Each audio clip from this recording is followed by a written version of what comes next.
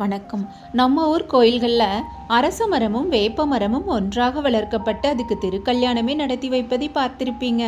மரத்துக்கு எதுக்கப்பா கல்யாணம் அப்படின்னு ஏளனமாக கேட்குறவங்களுக்கு மத்தியில் இதுக்கு பின்னாடி பிரம்மாண்டமான ஆன்மீகமும் சித்தர்கள் மறைச்ச மிகப்பெரிய அறிவியலும் ஒளிஞ்சிருக்குன்னு சொன்னால் நம்புவீங்களா?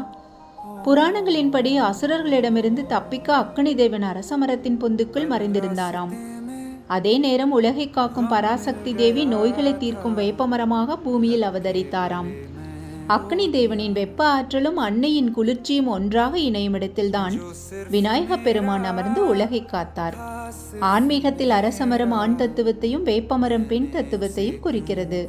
இந்த இரண்டும் இணைவதுதான் பிரபஞ்சத்தின் சக்தி. சரி, இதன் பின்னாடி இருக்கிற அறிவியல் என்ன? முதலாவது, அரச மரம் இரவிலும் பிராணவாயுவை வெளியிடும் மிக அரிதான மரம். வேப்ப மரம் இயற்கையான கிருமிநாசினி. இந்த இரண்டும் சேரும்போது அந்த இடம் ஒரு இயற்கை ஏர் ஃபில்டராக மாறுகிறது.